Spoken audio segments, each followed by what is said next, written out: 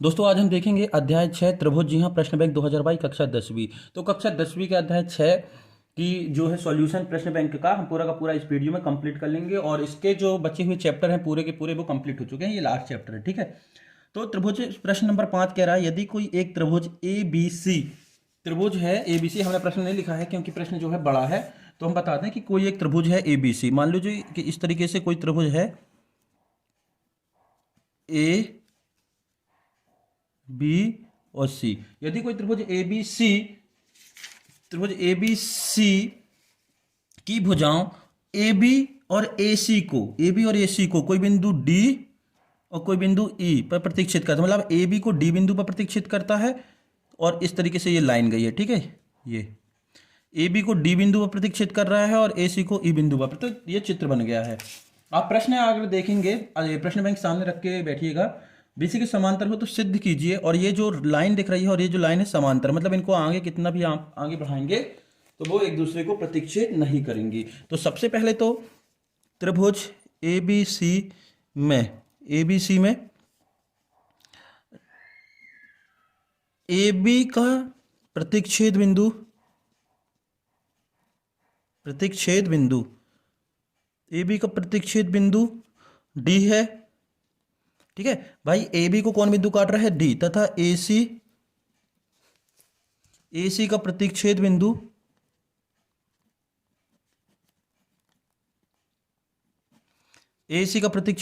ई है ना। तो ए सी को कौन काट रहा है? ई काट रहा है। तथा हमने बी सी के समांतर एक लाइन डी ई खींची। कौन सी खींची? D E. भाई इस बी सी के समांतर डी ई खींची, ये समांतर का साइन है, डी ई खींची। अब जो सिद्ध करना है वो अपन सिद्ध करते हैं, ठीक है। ये हल चालू हो गया है, ये यहां से पूरा हम हल ही कर रहे हैं। तो देखो, आधारभूत अनुपातिकता प्रमेय जिसको हम बोलते हैं थेल्स प्रमेय से कभी भी यदि ये प्रॉपर्टी बनती है कि किसी भुजा के समांतर आप एक लाइन खींचते हैं तो वो बची हुई भुजाओं को समान अनुपात में विभाजित करती है, तो ये हो जाएगी AD अपॉन DB बराबर AE अपॉन EC, ठीक है। यही हो जाएगा। अर्थात कहने का मतलब यह है कि ये AD भुजा AE भुजा के बराबर होगी तथा DB भुजा EC भुजा के बराबर होगी। हम इसको पलट के भी लिख सकते हैं, तो DB बटे AD, हमें जरूरत है तो हमको इसको इस तरीके से लिख सकते हैं, तथा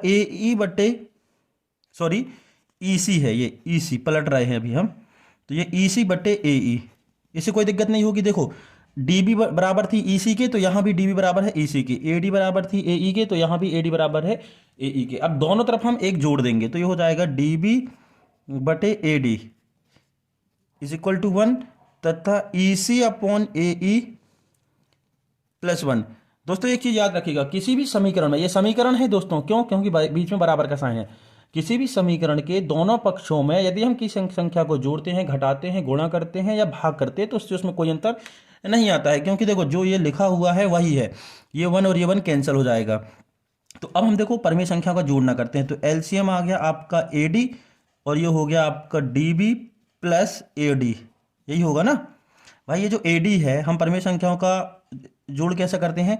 ये गुणा हो जाएगा तो ये AD हो जाएगा। इसी तरीके से यहाँ पर LCM हो गया आपका AE, तो ये हो गया आपका EC प्लस AE, ठीक। अब चित्र पर गौर करिएगा, DB प्लस AD, देखो ये DB प्लस AD दिख रहा है, DB प्लस AD, तो ये पूरी भुजा क्या हो गई? AB। यहाँ आपको क्लियर हो जाएगा। ये देखो हमारा ये है DB प्लस AD, DB और AD को जोड़ेंगे तो ये पूरी AD भुजा मिलेगी, तो हम इसको लिख सकते हैं AB, और नीचे तो हमारा AD ही है, ठीक है। और यहाँ देखो EC प्लस AE, EC और AE को जोड़ोगे, EC और AE को जोड़ोगे तो पूरी AC भुजा मिलेगी। कौन सी? AC बटे AE, ठीक है ना भाई। AC बटे AE,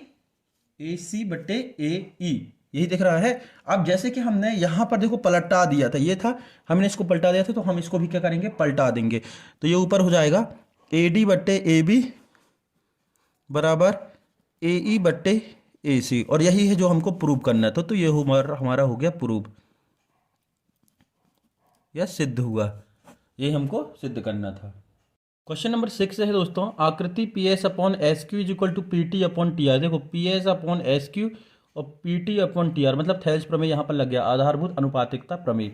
तथा एंगल पी एस टी बराबर से एंगल पी आर क्यू, क्या लिखा है, ये पी आर क्यू है, थोड़ा सा ये ध्यान दीजिएगा, ये पी आर क्यू। तो सिद्ध कीजिए कि मतलब से ये पी एस टी और ये पी आर क्यू बराबर है, ये वाला एंगल और ये वाला एंगल बराबर है। तो आपको प्रूव करना है कि ये जो त्रिभुज दिख रहा है ये समद्विबाहु त्रिभुज है। तो सबसे पहले हम क्या करते हैं, दिया क्या क्या है, सॉल्यूशन देखो,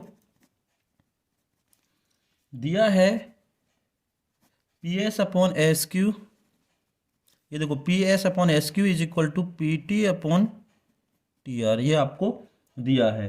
अतः है अगर ये दिया है तो ये वाली लाइन इस वाली लाइन के समांतर होगी। हम यही पढ़ के आए हैं ना इसके पहले वाले क्वेश्चन में कि यदि किसी त्रिभुज की एक भुजा के समांतर एक समांतर लाइन खींचते हैं तो वो अन्य भुजाओं को समान अनुपात में विभाजित करती है। तो उसने पहले से दिया है कि ये भुजाएं अपन अनुपात में बराबर है, मतलब ये भुजा इसके बराबर है, ये भुजा इसके बराबर है, तो मतलब ये वाली भुजा और ये भुजा समांतर होंगी, है ना। अतः एस टी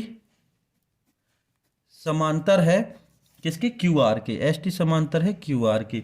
यहाँ पर चाहो तो नाम लिख सकते हैं थेल्स प्रमेय से या आधारभूत अनुपातिकता प्रमेय से, एक ही नाम है, ठीक, ये हो गया। अतः इसलिए एंगल पी एस टी बराबर होगा एंगल पी क्यू आर के। देखो जब ये रेखा इस रेखा के समांतर है, मतलब ये जो क्यू आर और एस टी समांतर है, तो ये एंगल और ये एंगल बराबर होंगे।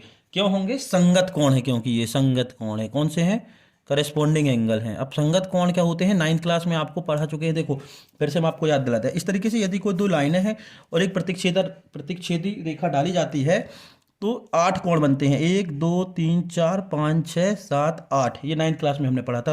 तो संगत कोण इनके हमेशा बराबर होते हैं। यदि दो समांतर रेखाओं में एक प्रतिच्छेद रेखा इंटरसेक्ट लाइन डाली जाए तो संगत कोण हमेशा बराबर होते हैं। तो मतलब ये कोण इस कोण के बराबर होता है। संगत का मतलब होता है जिस स्थान पर पहला है उसी स्थान पर दूसरा, तो ये वाला कोण इस कोण के बराबर होगा, ये कोण इसके बराबर होगा, ये संगत होते हैं। तो देखो ये कोण यहाँ पर है तो इसका संगत कहाँ बनेगा, ये क्यू पर, इसलिए ये दोनों कोण बराबर होगा, तो संगत कोण बराबर है। बस यहां पर से देखो दोस्तों, कहाँ यहां पर कोई दिक्कत नहीं है, ठीक है, यहां तक आपको परेशान होने की जरूरत नहीं है।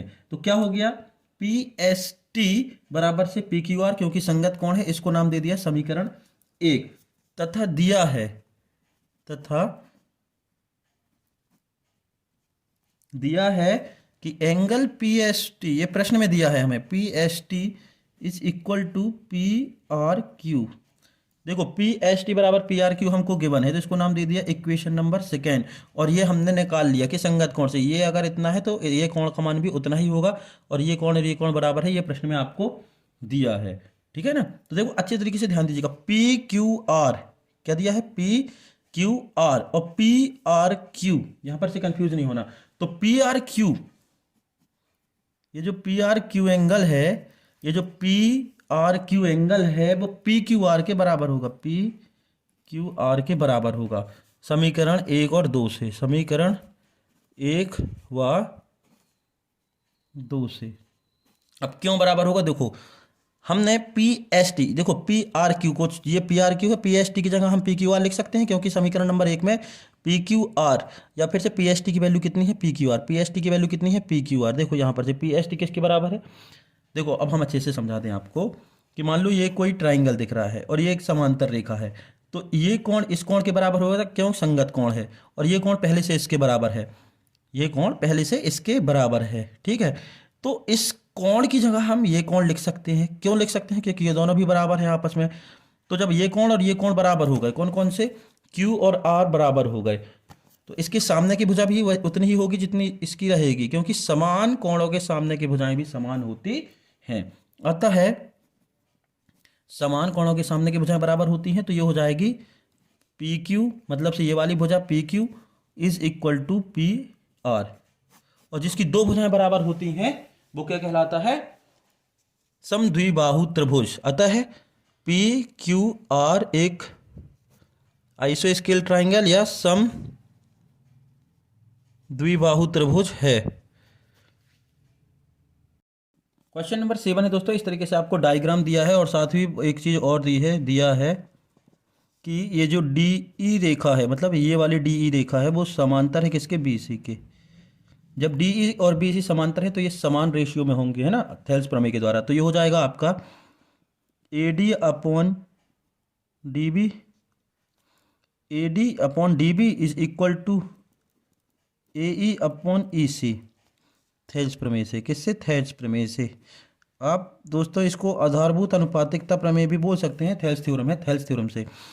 और ये मान भी आपको दिए हैं, क्या क्या दिया है, A E A D 1.5 centimetre, D B भी आपको दिया है 3 सेंटीमीटर, और ए ई भी आपको दिया है, कितना दिया है, 1 सेंटीमीटर। तो इनकी वैल्यू यहाँ पर पुट करते हैं तो ये हो जाएगा 1.5 अपॉन ये सेंटीमीटर, ठीक।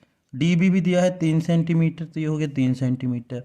उसके बाद ये ए ई दिख रहा है, ए ई की वैल्यू कितनी है, 1 सेंटीमीटर, और ये ई सी तो आपको फाइंड करना है। तो 15 को आप लिख सकते हैं 15/10 गुणित 3, और सेंटीमीटर से सेंटीमीटर कैंसिल, डेसिमल का 1 और डेसिमल के बाद एक संख्या है तो उसका 0, और ये हो गया 1 अपॉन ई सी सेंटीमीटर। तो ये हो गया 15/30 is equal to 1 upon E C centimetre. तो 15 से ये कैंसिल हो गया 2 बार, कितनी बार, 2 बार। तो ये हो गया 1/2 बराबर से 1/ई सी सेंटीमीटर। हमें ई सी चाहिए दोस्तों, ई सी। तो ये ई सी क्रॉस मल्टीप्लिकेशन होकर यहाँ आ जाएगा, 3 गुणा होगा ना, तो ये 1 के साथ तो ई सी हो जाएगा, और 2 का साथ होगा तो ये 2 सेंटीमीटर। तो ई सी की वैल्यू आ गई आपकी 2 सेंटीमीटर। तो यही है आपका आंसर। क्वेश्चन नंबर 8 है दोस्तों, बिल्कुल क्वेश्चन नंबर 7 की तरह। तो आपको यहाँ पर ई सी फाइंड करना है। तो सबसे पहले तो क्वेश्चन में दिया है आपको डी समांतर है बी सी के, ठीक। और क्या दिया है, ये सब तो दिया है। अब आपकी वैल्यू दी हुई है तो हम लिख लें, यहाँ पर जरूरत पड़ेगी डी बी, ये वाली D B is equal to 7.2 centimetre.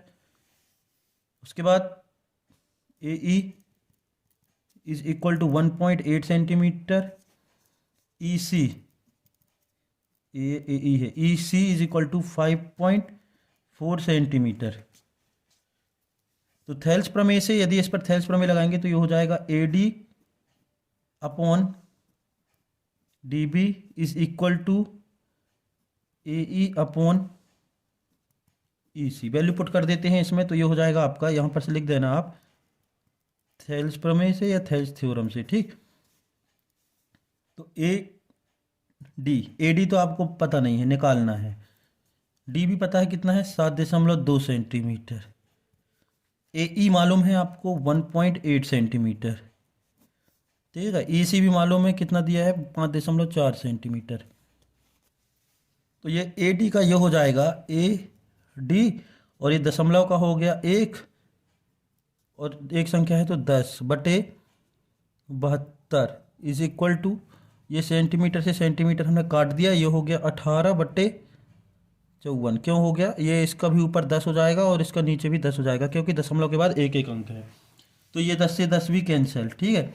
अब यदि ये कटता है किसी से तो काट देना है, 18 दूनी 36 और 18 तिहाई 54, तो 18 एकम 18, 18 तिहाई 54। ये 18 से कितनी बार में, 3 बार में कट गया है। अब हमें चाहिए ए डी, तो ये हो गया ए डी क्रॉस मल्टीप्लिकेशन होकर ये हो जाएगा 72/10 गुणित 3। भाई ये जो 10 इसके साथ मल्टीप्लाई में है वो डिवाइड में आ जाएगा, और जो डिवाइड में है वो इनटू में चला जाएगा। क्रॉस मल्टीप्लिकेशन 1/3 बस बचा था ना दोस्तों।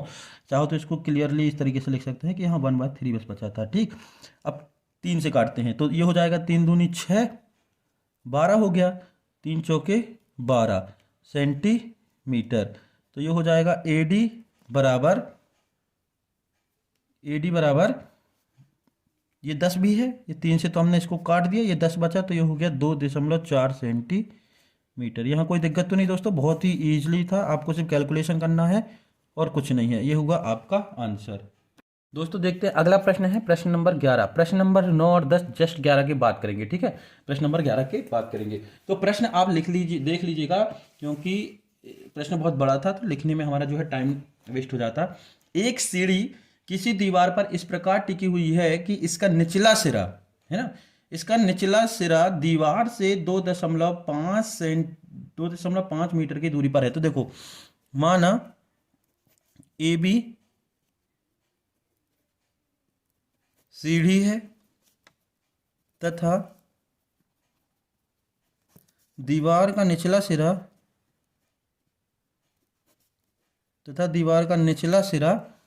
सी है।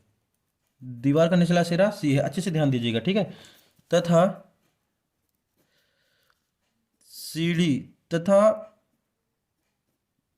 सीढ़ी का ऊपरी सिरा सीढ़ी का ऊपरी सिरा ए है। क्या है? ए है। अब चित्र अच्छे से देखिएगा। मान लीजिए कि ये दीवार है, ठीक है। क्या है? दीवार है। अच्छे से ध्यान दीजिएगा, ये दीवार है, ये दीवार का निचला सिरा है, दीवार का ऊपरी सिरा है। सीढ़ी दीवार से, प्रश्न में लिखा है सीढ़ी जो है दीवार से 2.5 मीटर की दूरी पर है, मतलब से यहाँ पर है। इस दीवार के निचले सिरे से और जहाँ से सीढ़ी लगानी है वो कितनी दूरी पर है? 2.5 मीटर की दूरी पर है। इस तरीके से ये टिकी हुई है। ये है सीढ़ी, ये हो गई सीढ़ी ए और बी। तथा दीवार जहाँ पर सीढ़ी टिकी हुई है या जहाँ पर सीढ़ी का ऊपरी सिरा टच हो रहा है वो निचले सिरे से 6 मीटर ऊंचाई पर है। कहाँ पर है?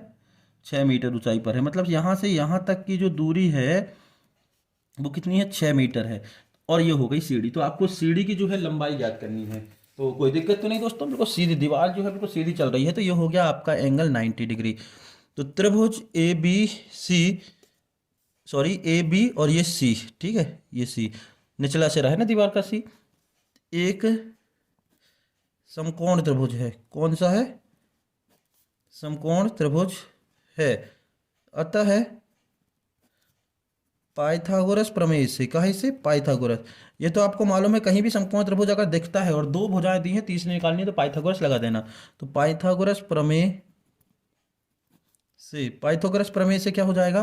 कर्ण का स्क्वायर। देखो 90 के सामने कर्ण है तो ये हो गई ए बी, तो ये हो गया ए बी का स्क्वायर इज इक्वल टू आधार का स्क्वायर मतलब से बी सी का स्क्वायर प्लस ए सी का स्क्वायर। किसका? ए सी का स्क्वायर। तो ये हो गया ए बी का स्क्वायर, क्योंकि ए बी का मान तो दिया नहीं है तो ए बी स्क्वायर ही रहेगा। बी सी का मान दिया है, कितना दिया है? 2.5 मीटर। 2.5 मीटर का स्क्वायर प्लस 6 मीटर का स्क्वायर। तो ये हो गया आपका ए बी का whole square is equal to 6.25। कितना हो गया? 6.25। जब आप इसका मल्टीप्लिकेशन करेंगे 25 गुणित 25 तो ये हो जाएगा 6.25 प्लस 6 का हो गया 36 मीटर स्क्वायर। मीटर स्क्वायर हमने दोनों से बाहर निकाल लिया, यहाँ भी मीटर स्क्वायर था, यहाँ भी मीटर स्क्वायर था, ठीक। तो ये हो गया आपका 36 और 6 42, 42.25 मीटर स्क्वायर। ए बी का whole square is equal to 42.25 metre. अब हमें देखो ये देखो ये ए बी स्क्वायर है ना, तो ए बी सामने लग जाएगा अंडर रूट, ये जो स्क्वायर रूट के सामने जाएगा तो ये हो जाएगा 42.25। तो इसको हम डायरेक्ट इसका स्क्वायर रूट निकालेंगे तो ये हो जाएगा 42/25/100। दशमलव के बाद दो संख्या है और एक थे तो हमने अलग कर लिया। अब ये 100 तो 10 से बाहर निकल गए और ये 42/25 किसका होता है? ये 42/25 होता है 65 का। ये आप निकाल के देख लीजिएगा। तो 65 का सेंटीमीटर, सॉरी मीटर स्क्वायर भी था साथ में, तो ये मीटर से बाहर निकल गया। तो ये जीरो दिख रहा है, देखो ये जीरो दिख रहा है ना, तो इस जीरो के मतलब एक जीरो है तो एक संख्या बाद दशमलव लगा देंगे तो ये हो जाएगा 6.5 मीटर।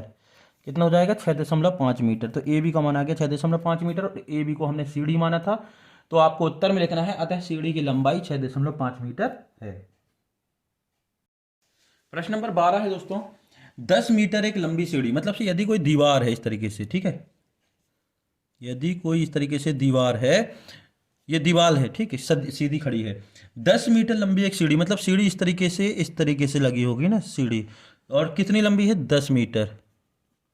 10 मीटर एक लंबी सीढ़ी दीवार पर टिकाने पर भूमि से 8 मीटर की ऊंचाई पर स्थित एक खिड़की तक पहुंचती है। मतलब से जहां पर ये ऊपरी सिरा पहुंच रहा है वो 8 मीटर की ऊंचाई पर है।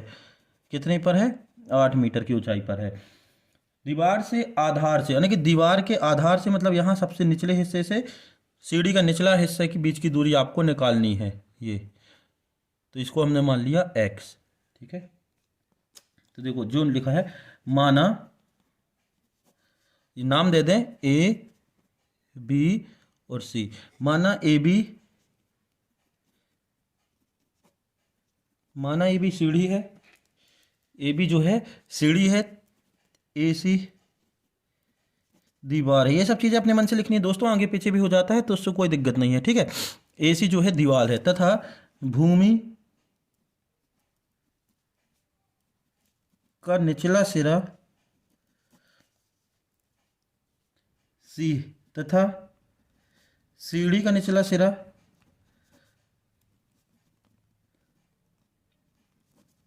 सीढ़ी का निचला सिरा बी है। सीढ़ी का निचला सिरा बी है तथा भूमि का निचला सिरा क्या है, दीवार का निचला सिरा जो है भूमि मतलब से दीवार का निचला सिरा सी है। दिया है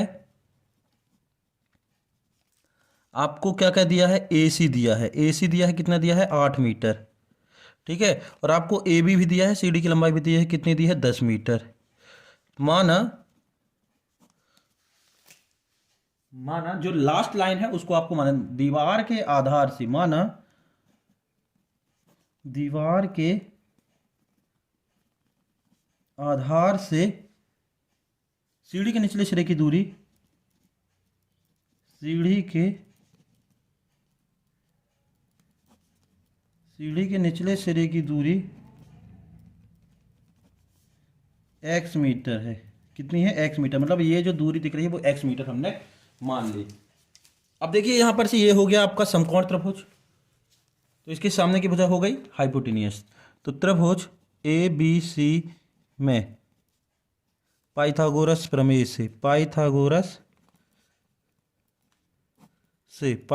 से तो ये हो जाएगा ए बी का स्क्वायर इज इक्वल टू ए सी का स्क्वायर प्लस बी सी का स्क्वायर। ए बी का स्क्वायर मतलब से 10 मीटर का स्क्वायर, ए सी का मान दिया है 8 मीटर का स्क्वायर, और बी सी को हमने माना है एक्स स्क्वायर, ठीक है। एक्स मीटर का स्क्वायर लिख लो, कोई दिक्कत नहीं है। 10 का स्क्वायर होता है 100 मीटर स्क्वायर, 8 का होता है 64 मीटर स्क्वायर, और ये हो गया एक्स स्क्वायर मीटर स्क्वायर, ठीक। तो ये हो गया 100 माइनस 64 मीटर स्क्वायर, ये एक्स एम मतलब से एक्स मीटर का होल स्क्वायर एक साथ लिख लिया। 100 में से 64 गया तो कितना बचा 36 metre square is equal to X metre का होल स्क्वायर।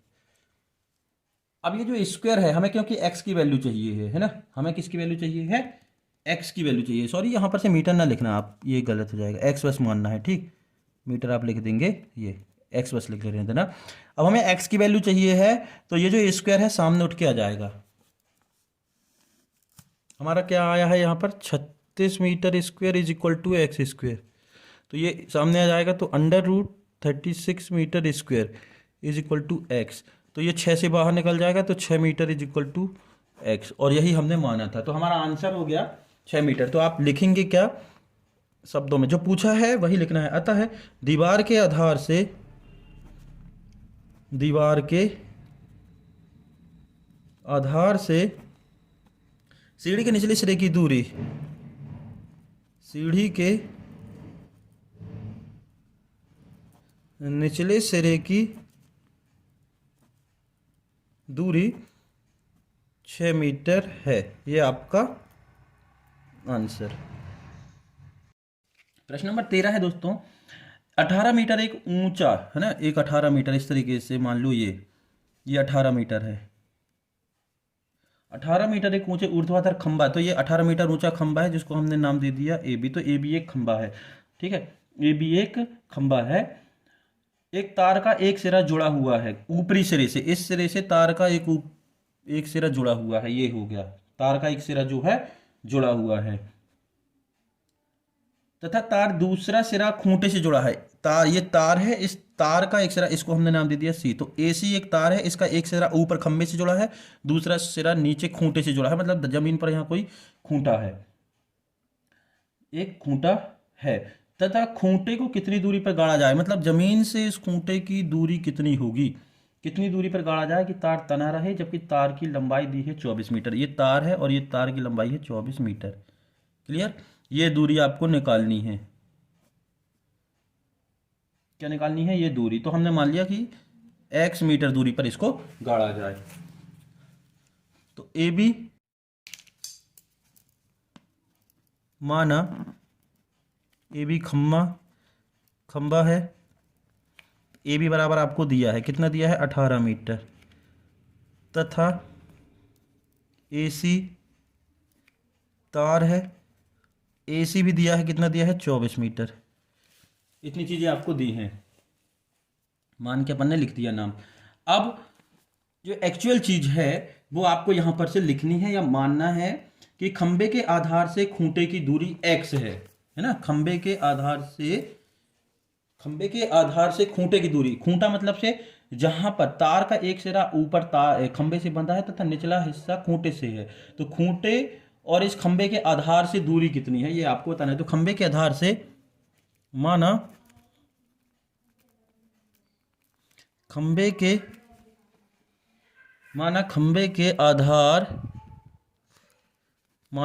के आधार से खूंटे की दूरी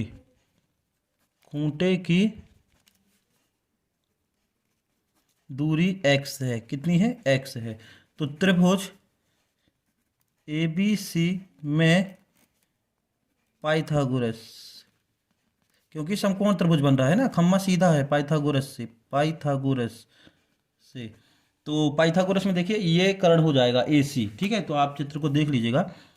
AC का whole square is equal to AB का होल स्क्वायर प्लस BC का होल स्क्वायर। AC का मान दिया है, मतलब तार लिया है उसमें 24 मीटर, ये दिया है 18 मीटर का होल स्क्वायर प्लस BC का होल स्क्वायर। 24 का दिया है 576 मीटर स्क्वायर। 18 का स्क्वायर होता है 18 गुणित 18 मतलब से 324।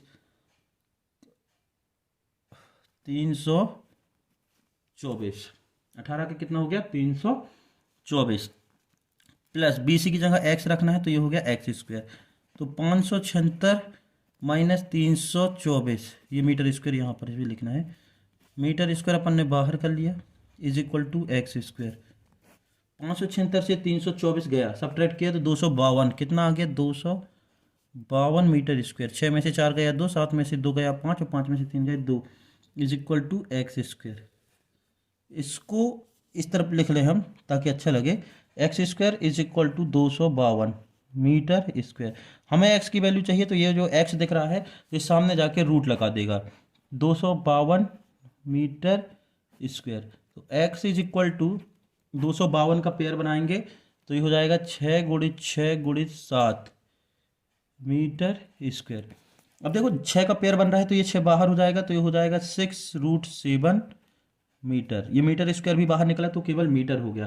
तो खंबे से आधार की दूरी, जी हाँ, खंबे के आधार से खूंटे की दूरी हो गई आपकी 6 करणी 7 मीटर। एक्स नहीं लिखना, आप जो लास्ट लाइन क्वेश्चन में दी है उसको आप लिख के ये लिख देना कि 6 करणी 7 मीटर इसकी जो दूरी होगी। और ये कैसे निकालना है? आपको एलसीएम गुणनखंड के द्वारा इसको निकालना है। प्रश्न नंबर 9 देखो, अच्छे तरीके से ध्यान दीजिएगा, ये प्रश्न थोड़ा समझने लायक है। ठीक है, और दोस्तों यदि आपने चैनल को सब्सक्राइब नहीं किया है तो चैनल को सब्सक्राइब जरूर करें दोस्तों, इतनी मेहनत कर रहे हैं। और यदि आपको वीडियो हेल्पफुल लगती है, यदि लगता है कि आपकी सहायता हो रही है किसी प्रकार से, या फिर आपको अच्छा नहीं लग रहा है, आपको समझ में नहीं आ रहा है, तो आप कोई ना कोई रिस्पॉन्स दें। या तो आप वीडियो को लाइक करें, डिसलाइक करें या कमेंट करें, जो भी हो आप उसको बताएं। और हो सकता है कि कहीं कहीं हमसे भी गलती हो जाती है, तो यदि आपको उसको समझ में आता है तो आप क्रॉस चेक जरूर कर ले एक बार। ठीक है, तो प्रश्न नंबर 9 की बात कर रहे थे। लिखा है ABCD एक समलंब चतुर्भुज है जिसमें AB समांतर है DC के। तो सबसे पहले तो हम समलंब चतुर्भुज बनाते हैं। ठीक है, समलंब चतुर्भुज कैसा होता है कि एक पेयर समांतर होता है, कोई भी एक आमने सामने की भुजाओं का पेयर समांतर होता है, तो ये हो गया आपका समलंब चतुर्भुज। अच्छे से ध्यान दीजिएगा, ये हो गया A, ये हो गया B, ये हो गया C और ये हो गया D। ठीक है, ABCD एक समलंब चतुर्भुज है जिसमें AB समांतर है DC के। तो देखो AB समांतर है DC के, समांतर का मतलब होता है इन AB और CD को कितना भी आगे बढ़ाएं तो वो आपस में एक दूसरे को प्रतिच्छेद न करें, इंटरसेक्ट न करें, तथा इनके विकर्ण परस्पर बिंदु ओ पर प्रतिच्छेद करते हैं। तो ये भी आपको दिया हुआ है कि इसके जो विकर्ण है ना, इसके विकर्ण हम खींच ले रहे हैं। इसके विकर्ण मतलब अपोजिट शीर्ष को या वर्टेक्स को मिलाने से जो भी लाइन है वो विकर्ण कहलाती है। ये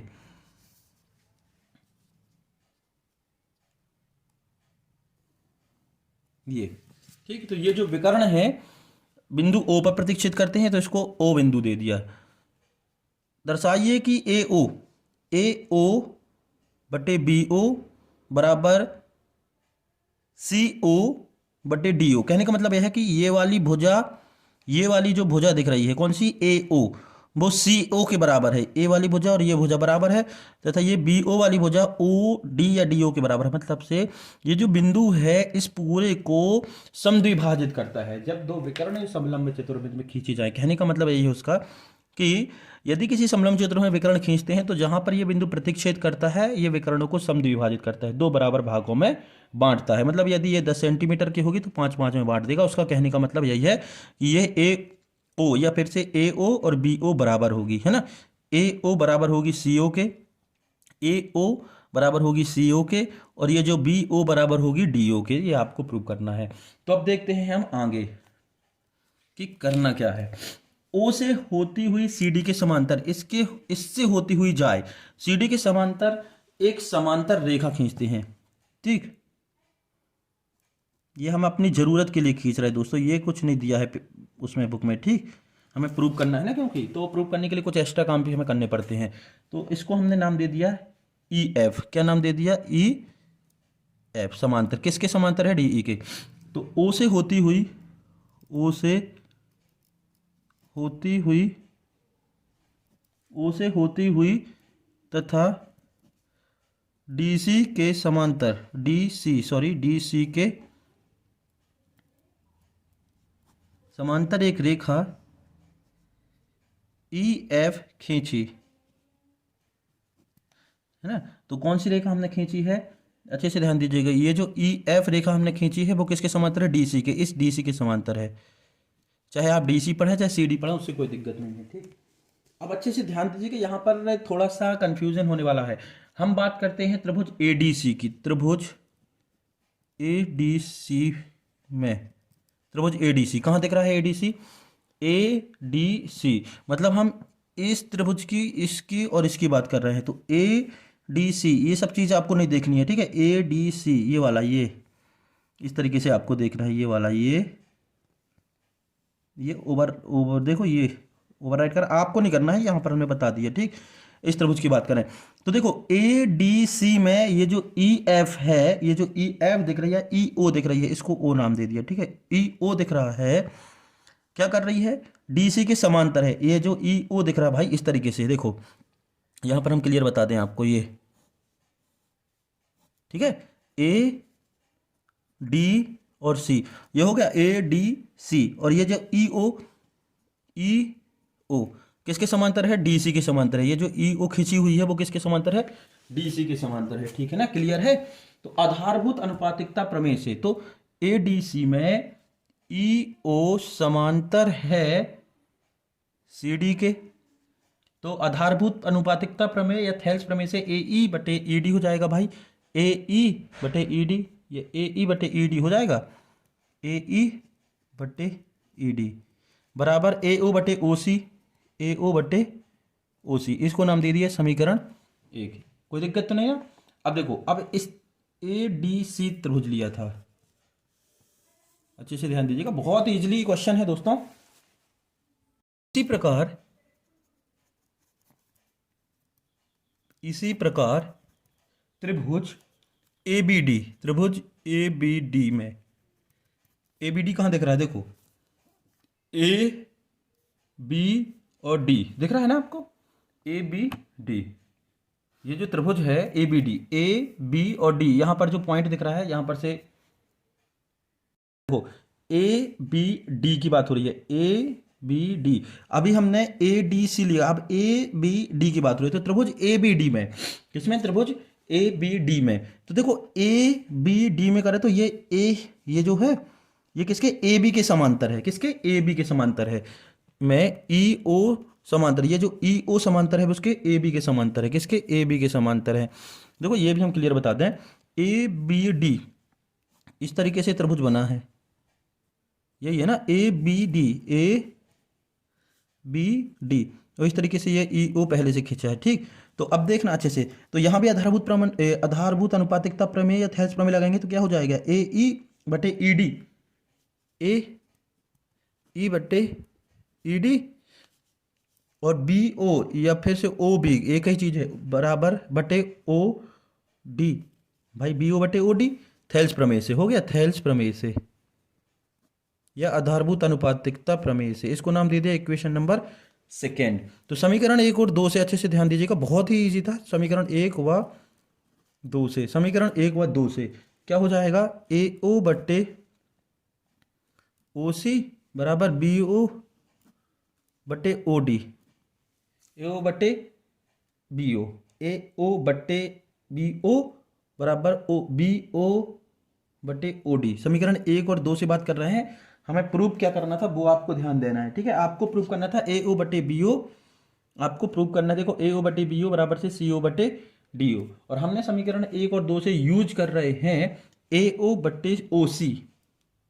सोच रहे होंगे कि सर हमने ये क्यों लिखा है, ठीक है। तो देखो समीकरण 1 और 2 में ध्यान दीजिएगा, ठीक है। समीकरण हमें 1 की बात करते हैं, समीकरण 1 में क्या है, ए ई बटे ई डी लेफ्ट हैंड में, समीकरण नंबर 2 में लेफ्ट हैंड में क्या है, ए ई बटे ई डी, ए ई बटे ए डी और ए ई बटे ई डी, तो लेफ्ट हैंड बराबर है तो राइट हैंड भी बराबर होंगे, तो इसका राइट हैंड हो गया ए ओ बटे ओ सी, या हमने लिख दिया ए ओ बटे ओ सी, और इसका राइट हैंड हो गया बी ओ बटे ओ डी।